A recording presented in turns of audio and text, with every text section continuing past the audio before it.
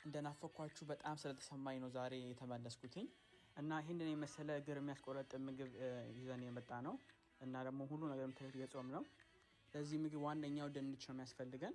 ድንች ማለት በጣም እናንተ ናችሁ ለምን ብትሉኝ ከላይ የምታዩት እናንተ ጠውለግ ሲል ግን ውስጣችሁ በጣም ያማረ ስለሆነ ብዬ ነው ድንች ያልኳችሁ። ድሮዋይቴ ድንች በጣም ክብር ያለው ምግብ ነው ስትለኝ ነበር እና ያው እውነቷን ነው። ለምን እንደሆነ ቢባልም በብዙ አይነት ነገር ይበላል። ድንች ብቻውን፣ ድንች በስኳር፣ ድንች በሚጥሚጣ፣ ድንች በቃ ድንች ወዘተ በሁሉም ይባላል ማለት ነው። ድንቹ እንደዚህ አድርገን ከከረከምነው በኋላ በመዘዘቻው እናጥበዋለን። ካጠብነውና ከጨመቅነው በኋላ የድንቹ ልጣጭ ደግሞ በላስቲክ እናደርግና ፍሪጅ ውስጥ እናስቀምጠዋለን። ልክ ከበረደላችሁ በኋላ ፊታችሁ ላይ ቀቡት። ከፈለጋችሁም ጠብሳችሁ መብላት ይቻላል። እኔ ግን ዝም ብዬ ነው የምበላው ብቻውን ደረቁን ለማለት ያህል ነው። ድንቹን እንቀቅለዋለን በጣም ሳናበስል ማለት ነው። አሁን ደግሞ ቀይ ስሩን እንዲያርገን እንጎማምደዋለን።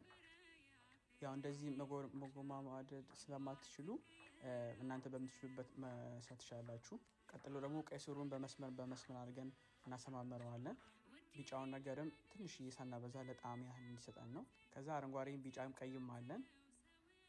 ኢትዮጵያችን ኑሪ እኛ ባንቺ ንኩራ። ከዛ እችኛዋን ደግሞ እንደናንተ አፍንጫ ጎረድ እናረጋታለን ሳናበዛ። አሁን ወደ ማጠቃለያ ደርሰናል። ቲማቲሙን በዘይት ትንሽ እያደረገን እንጀነጅነዋለን። ከጀነጅነውና ከተሽኮርመመ በኋላ ልክ እንደዚህ በቃ ቅልጥልጥ ሲልልን የታባ ብለን ደግሞ ድጋሚ እናሽኮረመመዋለን።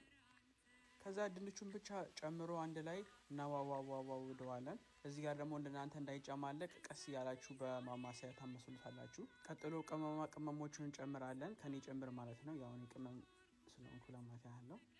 ከዛ መጨረሻ ላይ እናንተ መላሳንም ጠብጠብ እናደርጋታለን። ከዛ እዚህ ጋር ምራቅ ሊያስውጠን ሲል ቀስ አድርገን እናማማስለዋለን። እንደናንተ ጸባይ መልኩ ሲለዋወጥ ሽንኩርታችንን ቅድም የከታተፍነውን እንጨማምራለን። ከዛ እሳቱን ቀንሰን ግቢውን እንዘጋዋለን ማለት ነው። አሁን የሚያስፈልገን ነገር አረንጓዴው ነው። አረንጓዴው ደግሞ ጣዕሙን ለየት የሚያደርግልን የሚያስደስትልን ነው። ከዛ አቮካዶአችንንም ከላይ ጠብጠብ እናደርግና እንደተለመደው በሳህናችን ጨማምረን እንደሚበቃን ለክተን ቀጥሎ ደግሞ ጡንቻችንን የሚያጠነክርልን ምግብ ይሰራታል። እሱንም ጨማምረን በስመ አብ ወወልድ ወመንፈስ ቅዱስ ብለን እንበላለን ማለት ነው። ፒስ